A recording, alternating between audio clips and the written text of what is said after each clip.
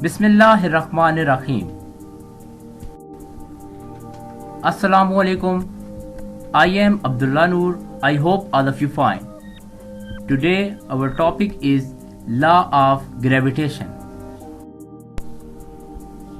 If you don't know where you are going, you will probably end up somewhere else. It's mean that first of all I discuss my objectives, my goals of today's lecture. First of all, history. State Newton's law of gravitation. Mathematical form. Figure.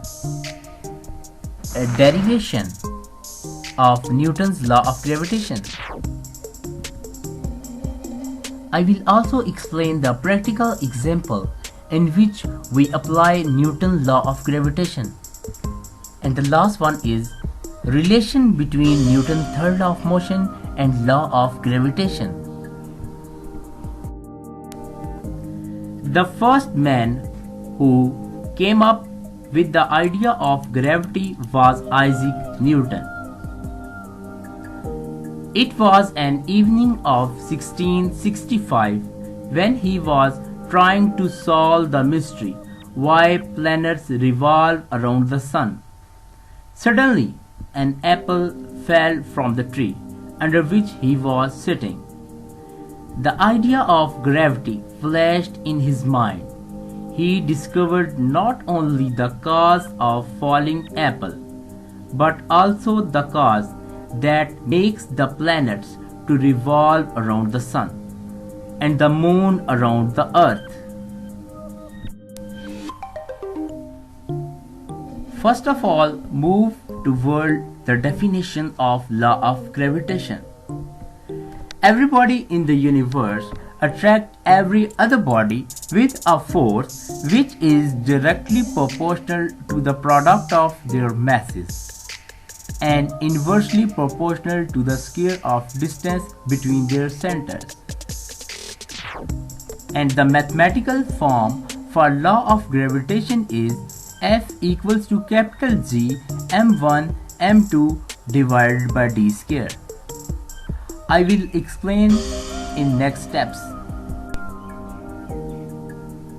Consider two bodies of masses m1 and m2. The distance between the center of masses is d, as shown in fig. Two masses attract each other with a gravitational force of equal magnitude, but the negative sign represents the direction. Derivation.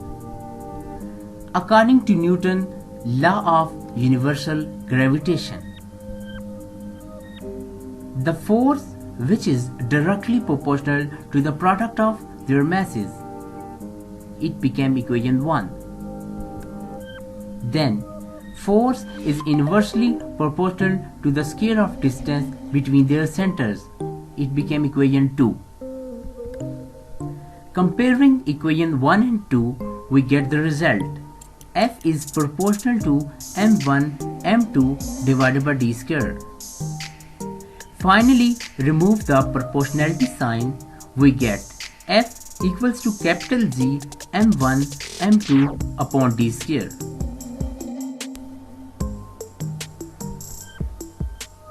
Now I explain the relation F equals to capital G m1 m2 divided by d square. Here, F is the gravitational force of attraction. m1 and m2 are masses, and d is the distance between their centers, and capital G is universal constant of gravitation, and the value of capital G is 6.673 into 10 power minus 11 Newton meter square per kilogram square, and the value of G is same everywhere.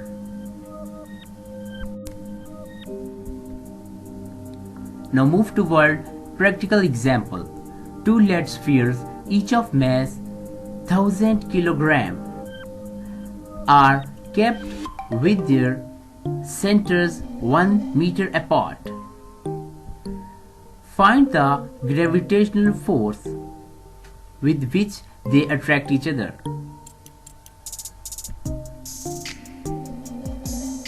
First of all,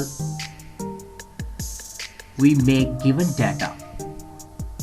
According to our statement, mass m1 is 1000 kg, mass m2 is 1000 kg, and the distance between their center is 1 meter.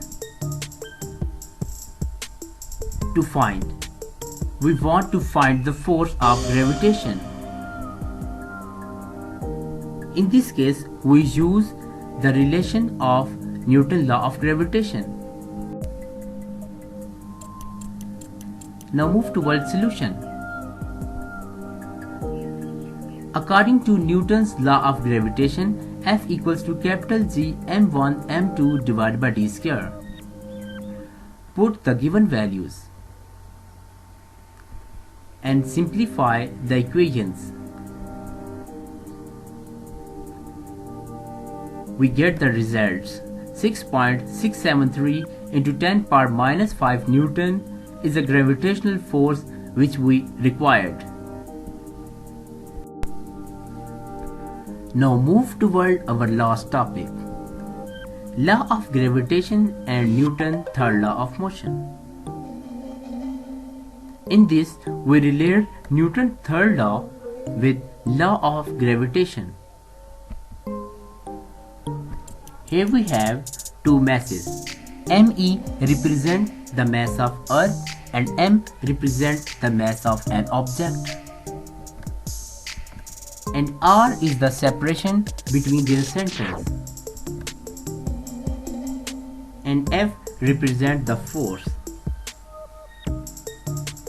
It is to be noticed that mass M attracts ME toward it with a force F, while mass ME attracts M toward it with a force of same magnitude F, but in opposite direction.